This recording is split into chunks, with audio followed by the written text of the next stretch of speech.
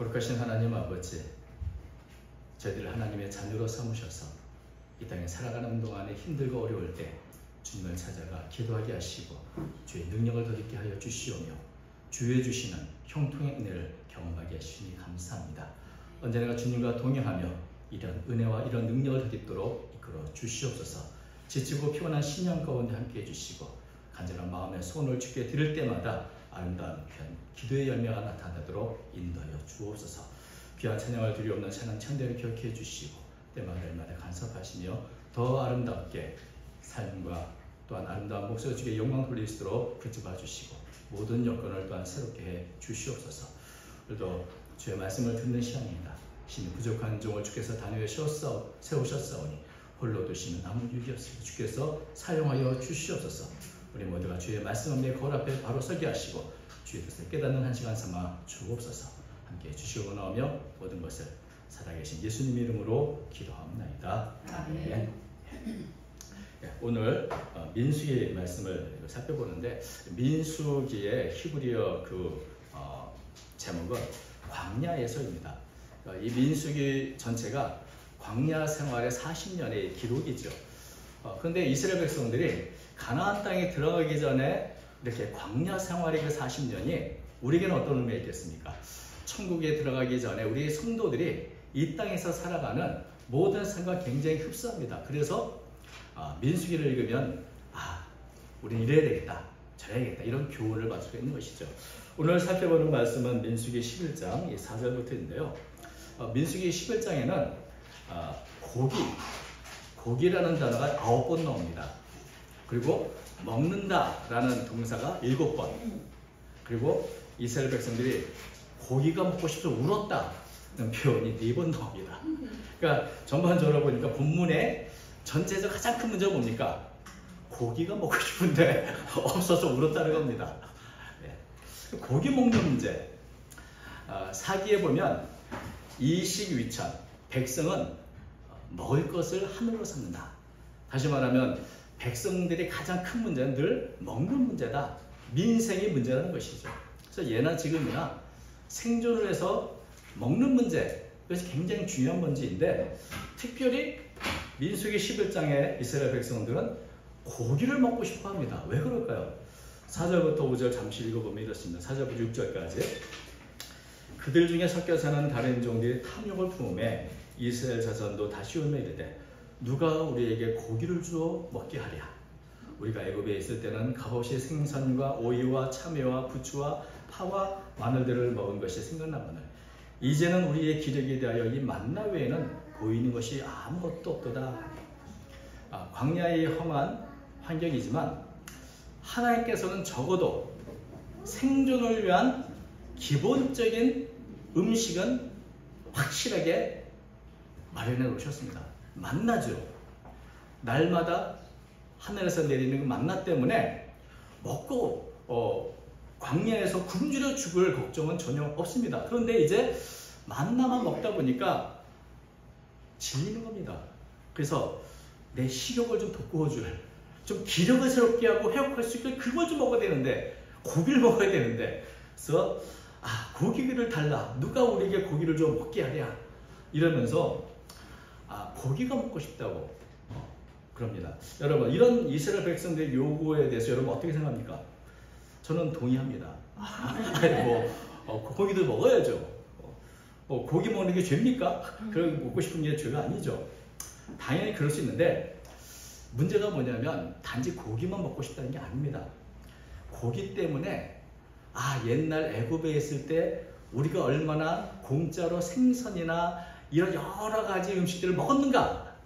그래서 차라리 애굽에서 살 걸 괜히 나왔네 이런 후회하는, 그래서 애굽의 생활을 그리워하고 차라리 거기 돌아가는 게 낫겠다고 생각하는 이 마음이 문제인 것이죠. 그래서 이들의 마음의 소리에 대해서 하나님은 이렇게 18절이나 20절 보면 이렇게 말씀합니다. 그들의 마음에는 애굽에 있을 때가 우리에게 좋았다. 20절, 우리가 어찌하여 애굽에서 나왔던가.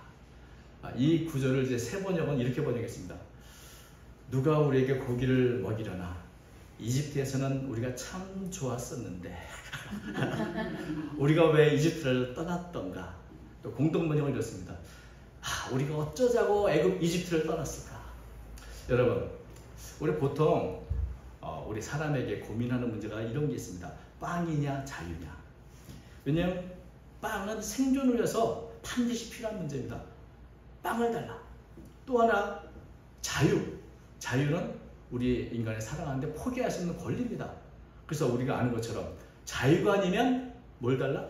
죽음을 달라. 이런 말도 있지 않습니까? 그래서 빵과 자유 둘 다 필요합니다. 근데 여러분, 빵과 자유를 둘 다 얻을 수 없다면 둘 중에 어떤 걸 포기하는 게 할까요? 어떤 사람들은 이것은 뭐 저마다 자신의 가치관에 따라 선택할 겁니다. 그 중에 하나를 포기한다면 나는 그래도 빵을 택할 거야. 좀 자유가 속박당하고 좀 어렵게 노예처럼 살아도 그래도 빵이 있어야 살지 않아. 이렇게 사람도 있을 것이고, 어떤 사람은 차라리 죽음을 달라 그래라. 나는 자유가 없으면 살 수가 없어.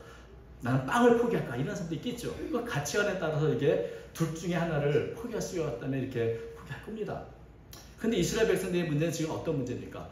빵과 자유의 문제가 아니고, 왜냐하면 빵의 문제는 해결됐습니다.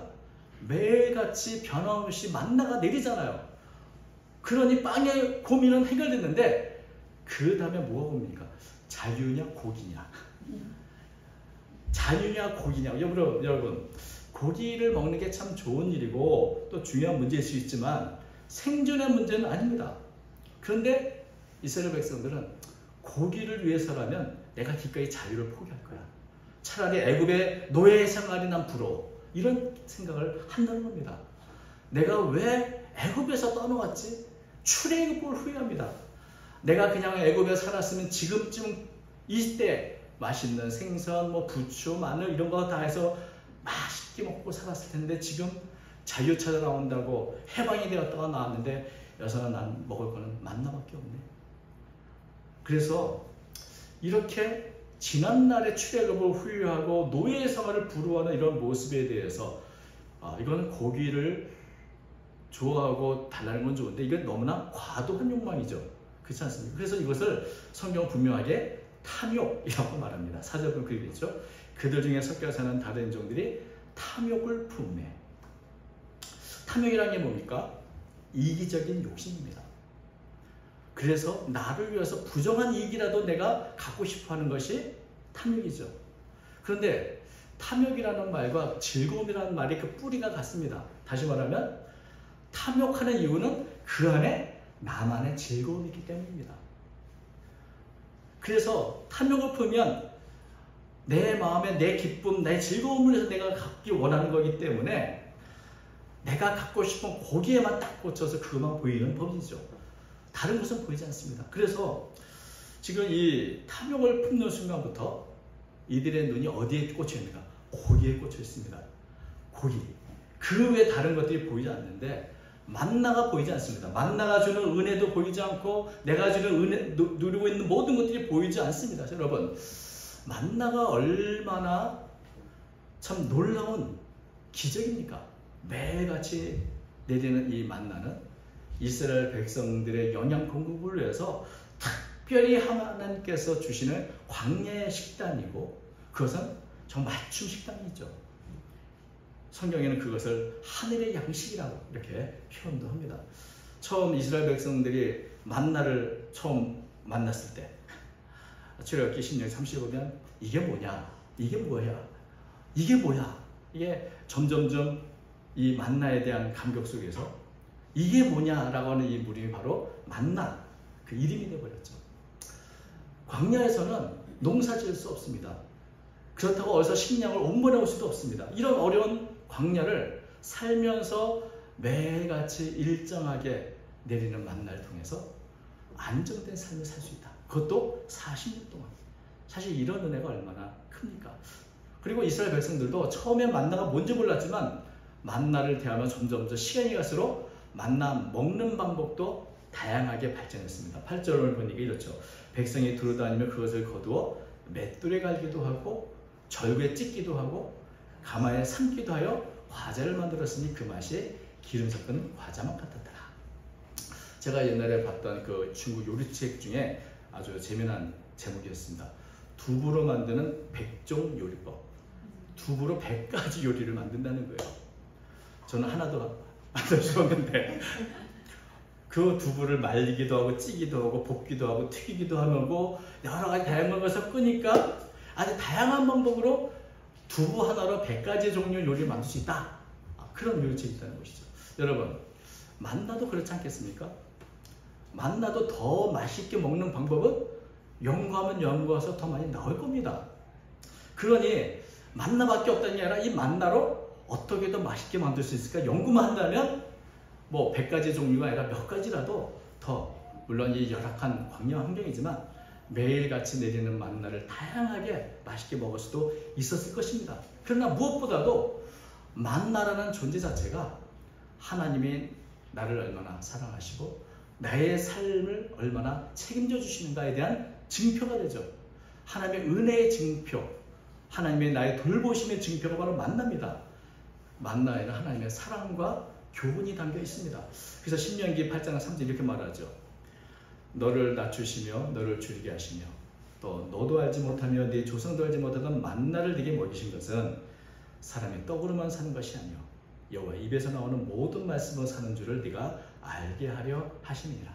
만나를 볼 때 오늘도 또 만나야가 아니라 만나 속에서 내가 왜 하나님 만나 주셨는가, 나로 하여금 먹을 것에 구애받지 말고 하나님의 말씀을 살라, 말씀대로 살라고, 다 모든 것을 다 책임질 테니 너는 오직 주의 나라 주 의를 구하라고, 모든 것을 내가 다 채워줄 테니 걱정하지 말라는 그런 하나님의 메시지가 담겨 있으니 하나님의 입으로 나온 모든 말씀을 내가 살아야지, 이런 결단을 하고 각오를 하고 감사하는 마음으로 살아야 할 것입니다. 그런데 이스라엘 백성들이 다른 인종, 다른 잡족 중에 몇몇 사람들이 불신앙의 말, 불평의 말, 탐욕의 말을 하는 것에 귀를 기울이는 순간 만나의 가치는 잃어버렸습니다. 보이지 않습니다. 또 만나야 지겨운 만나가 되었고, 민수기 21.5절에는 이렇게 말합니다. 이 하찮은 음식밖에 없다. 만나를 하찮게 여기는 지경까지 가는 것을 보게 됩니다. 탐욕을 보면 내가 보이는, 내가 원하는 그 한 가지만 가치가 있어 보이고 다른 것들은 보이지 않죠. 그 가치를 전혀 느껴지지 않는 겁니다. 알아보지 못하는 것이죠. 그래서 탐욕이 생기는 그 순간부터 이스라엘 백성들은 만나에 대한 그 가치를 잃어버리고, 또 이전에 자신들이 출애굽해왔을 때, 홍해바다를 건넜을 때 기쁨으로 찬양하던 그 찬양도 잃어버리고, 오히려 애굽 생활이 좋았는데 어쩌다가 내가 여기로 와서 이 광야에서 고생하나, 이런 탄식과 후회로 가득 찬 것을 보게 됩니다. 구원의 은혜가 얼마나 값진 것인지, 종살이하며 노예살하며 수많은 핍박과 어려움 속에 고통당할 때 부르짖던 그때는 다 잊어버리고, 고기 때문에 구원의 은혜보다 고기를 더 원하는, 그게 더 귀하게 여겨지는 그런 단계까지 오게 된 것이죠. 이게 탐욕이 이스라엘 백성들의 가치관을 완전히 다 뒤바꿔 놨습니다. 그래서 하나님이 지금까지 이루어놓으신 출애굽 역사를 다 부인하고 후회하고 그런 지경까지 오게 된 것이죠. 근데 또 하나, 이 고기를 달라고 이렇게 울부짖는 이 이스라엘 백성들, 그래서 심지어 애굽이 낫다고 이렇게 애굽 돌아갔으면 좋겠다고 얘기하는 이스라엘 백성들을 바라보는데, 그것을 바라보는 모세는 뭐 해줄 게 없습니다. 광야에는 아무것도 없으니 속수무책이죠. 그래서 이런 백성들의 요구를 바라보면서 고기 달라고 울부짖는 그들을 보면서 나는 얼마나 무능한 존재인가, 나는 왜 이런 사명을 맡아서 이런 고생을 하는가. 그래서 심지어는 모세가 차라리 죽게 해달라고 하나님께 기도한다. 고기 때문에 모세는 차라리 죽었으면 좋겠다는 생각을 하죠. 15절 보면 이렇습니다. 주께서 내가 이같이 행하실 때 구하옵노니 내게 은혜를 보사 즉시 나를 죽여 내가 고난당함을 내가 보지 않게 하옵소서. 고기 먹는 문제가, 여러분, 백성은 백성대로 원망과 불평으로 모든 지금까지 받은 은혜를 다 뒤엎을 만큼 큰 문제가 되어버렸고, 모세는 모세대로 크게 낙심해서 차라리 죽으면 좋겠다는 그렇게 생각하는 큰 문제가 되어버렸습니다. 참 별거 아닌 문제였을 것 같은데, 여러분, 사실 우리가 살면서 그런 생각을 할 때가 있습니다. 내가 이렇게 뭐 사명 갖고 산다, 예수 그리스도 이름 믿고 산다 하는 것보다 차라리 옛날에 더 좋았던 거 아니야라고 하는 후회가 스쳐 지나갈 때가 있을 때도 있겠죠. 저도 아마 그랬던 것 같아요. 내가 이 사명의 길을 갖지 않았으면 어떻게 했을까? 선교사가 아니고 목회자가 아니고 나도 평범하게 내 길을 갔으면 어떤 삶을 살았을까 하고 생각해 볼 때가 간혹 있었습니다. 차라리 그렇게 이렇게 사는 게 좋은 건가? 이런 후회가 된 마음도 간혹 생길 때가 있을까요?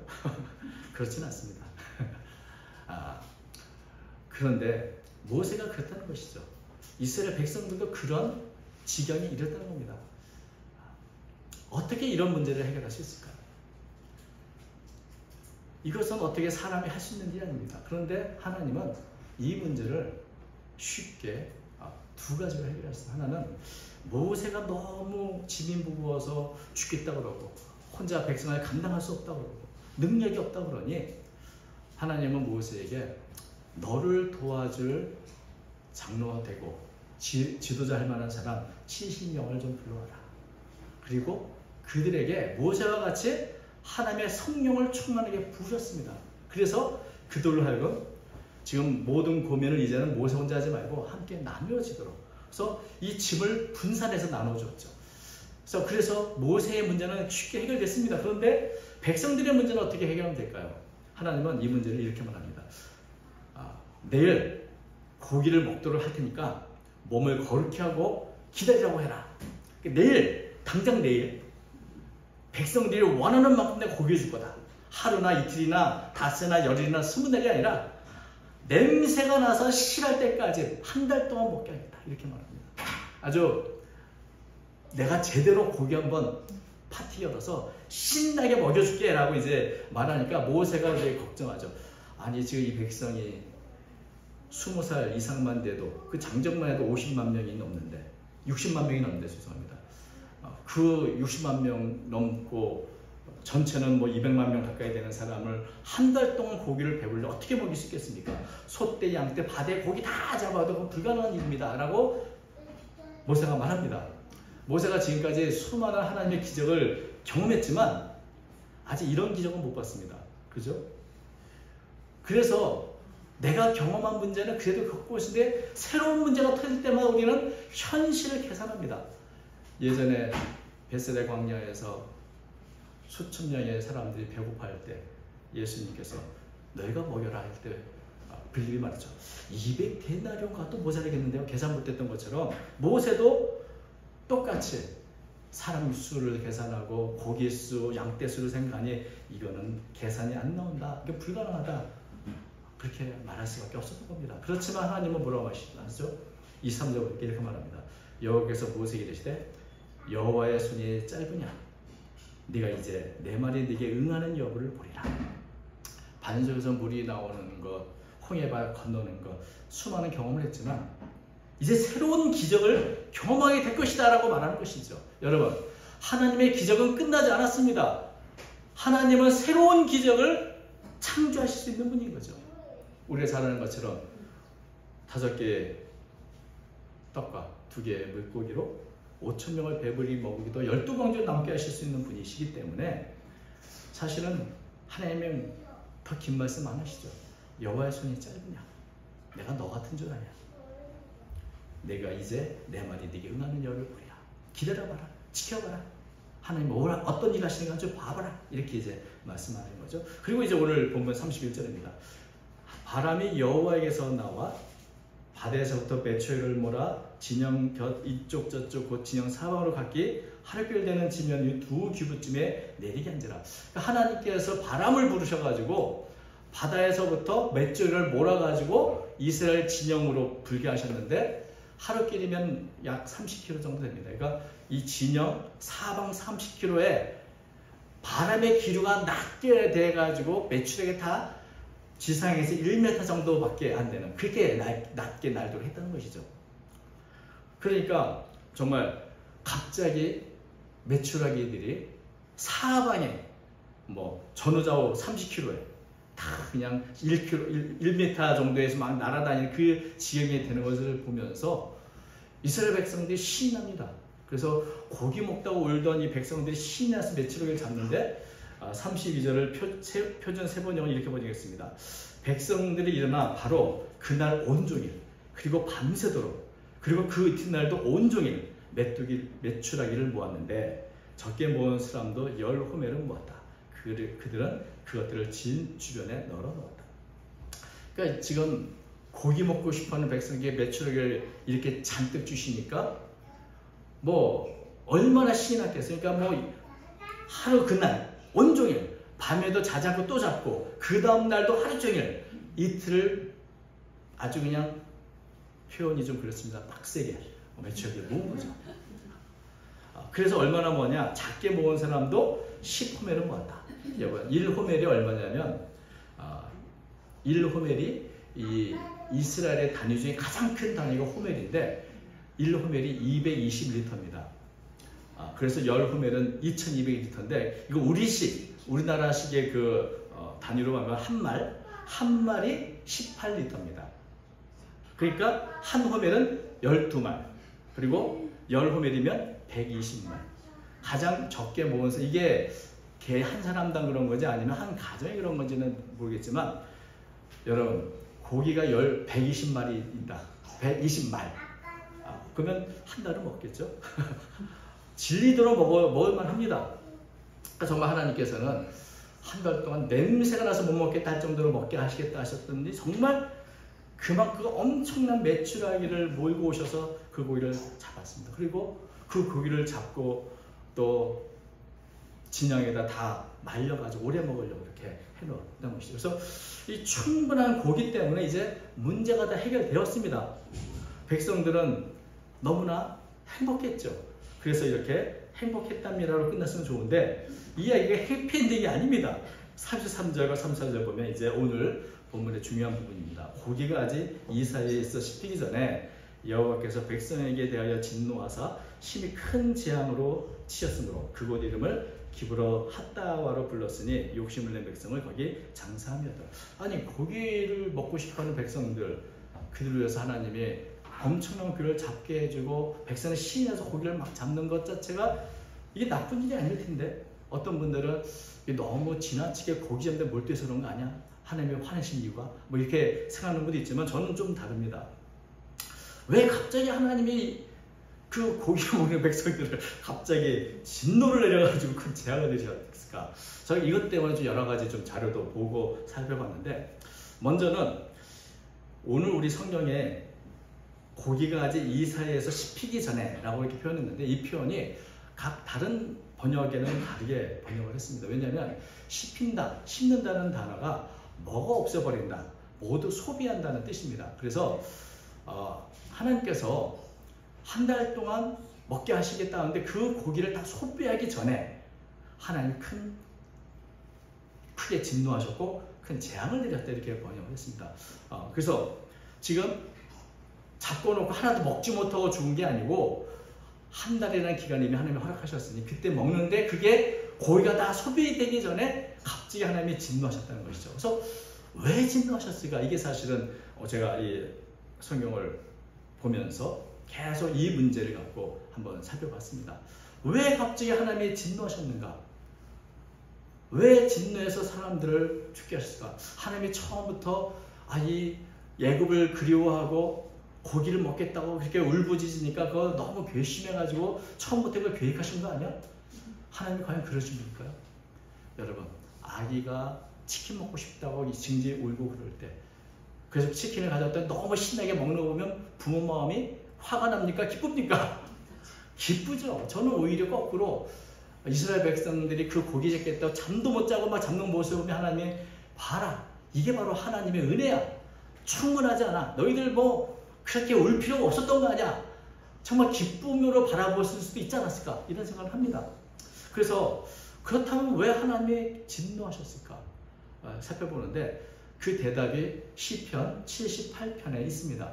시편 78편은 그 이스라엘 지나온 과거를 회상하면서 바로 이 사건을 기록을 했습니다. 그런데 여기에 하나님의 진노하신 이유가 나옵니다. 그 중에 시편 78편 29절부터 31절까지 읽어드리겠습니다.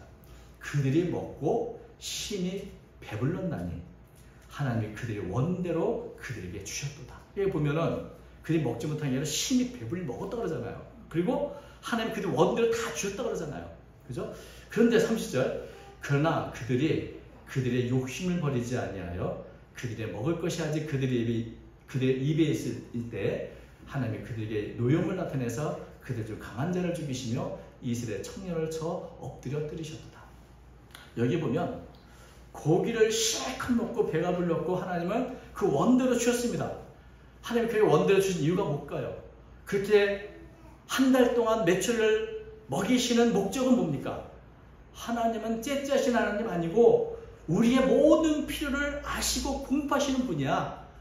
고기가 먹고 싶으면 얼마든지 고기를 주실 수 있는 분이야.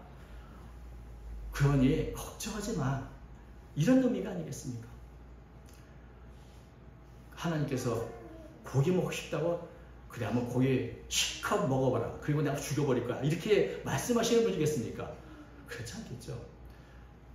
매출액을 내시는 은혜는 매출액이 내리신 것은 벌을 주기 위해서가 아니라 하나님의 사랑과 은혜와 능력을 좀 깨닫기 위해서 전무후무한 기적을 내려주신 겁니다. 그래서 만약에 백성들이 할렐루야 감사합니다 주님 하면서 그것을 기쁘게 받고 하나님을 바라봤다면 하나님은 진노하신 게 뭐가 있겠습니까? 참 모든 게 아름답게 끝났겠습니다만 그런데 문제가 뭡니까? 하나님은 그들의 원대로 다 주셨는데 그들이 여전히 욕심을 버리지 않았다. 표준 세번역은 3절 이렇게 번역했습니다. 그러나 먹을 것이 아직도 입속에 있는데도 그들은 더 먹으려는 욕망을 버리지 않았다. 여러분 노래 가사 혹은 시 중에 이런 표현이 있습니다. 보고 있어도 보고 싶다. 근데 이들은 먹고 있어도 먹고 싶다. 먹고 싶다는 욕망. 하나님은 그렇게 채워주고 또 채워주는데 그런데 만족하지 못하고 여전히 과거에 먹었던 생선, 부추, 양파 과거에 뭐가 또 먹고 싶다. 더 먹고 싶다. 이런 그런 욕심은 사라지지 않았던 겁니다.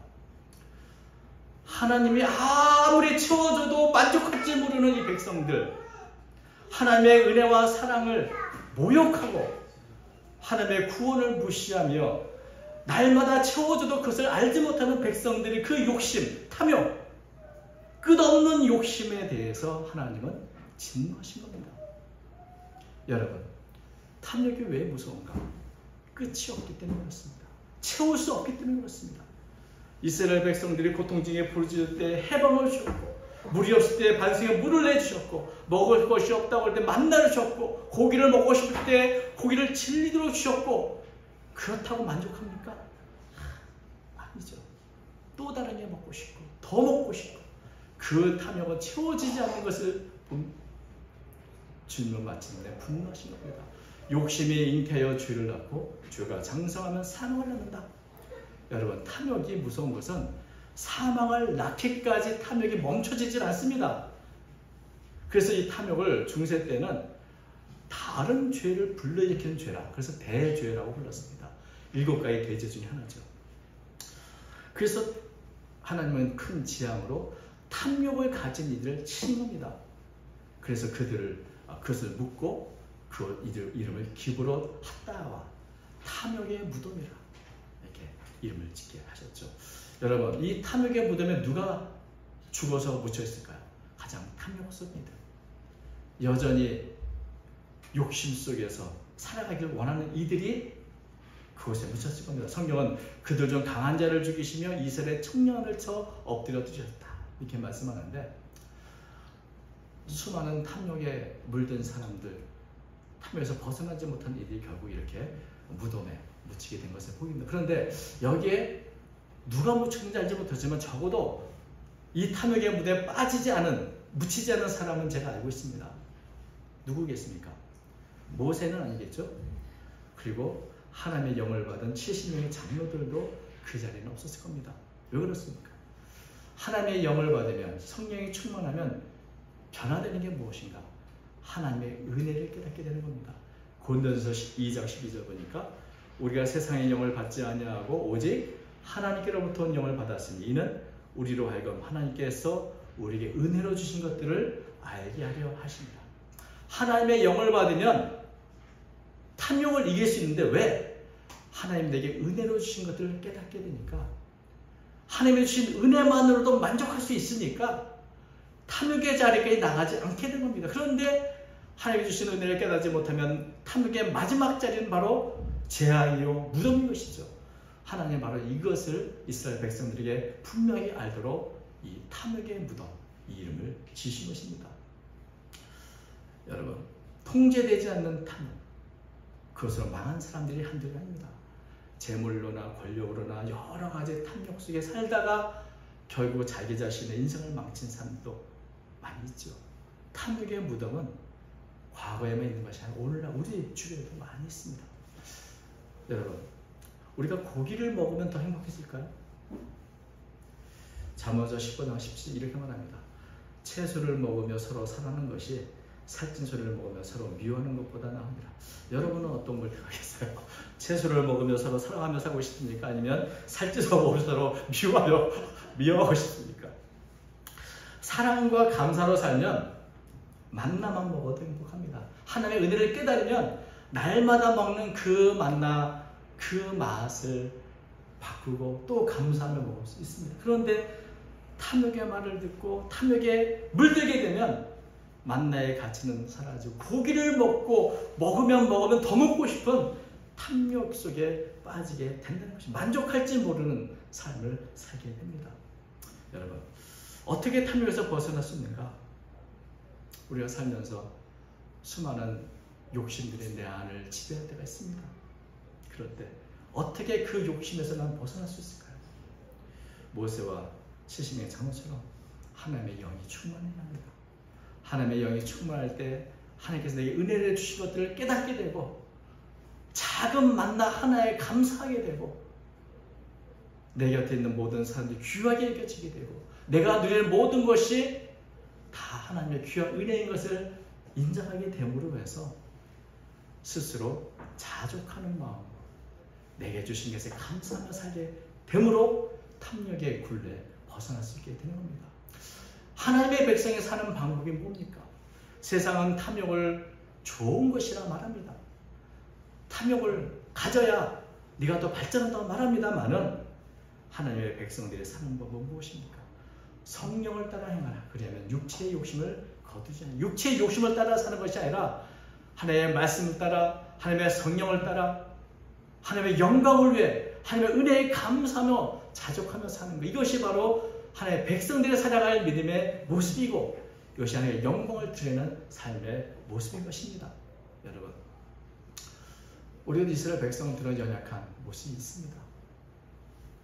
세상을 부러워하고 세상의 말을 듣고 따라가고자 하는 마음들이 있습니다만은 여러분, 우리가 성령에 충만할 때 하나님의 말씀에 우리 자신을 다시 돌아볼 때 우리는 다시 한번 하나님의 은혜를 깨닫게 되고 감사하게 되고 내게 주신 모든 것 인하여서 감사하는 마음으로 기쁘게 이 만나만 먹어도 기쁘게 아름답게 살아가게 되는 줄로 믿습니다. 하나님이 내려주신 만나, 그 가치를 깨닫고 또 그것을 감사하며 살아가는 저와 여러분 되시기를 주의 이름으로 축원드립니다. 기도하겠습니다. 거룩하신 하나님 아버지, 우리의 삶은 욕심에 따라 너무나 많이 흔들립니다. 주여, 저희들을 긍휼히 여겨 주옵소서. 내게 주신 모든 것, 그것이 하나님의 은혜인 것을 깨닫게 해 주옵소서.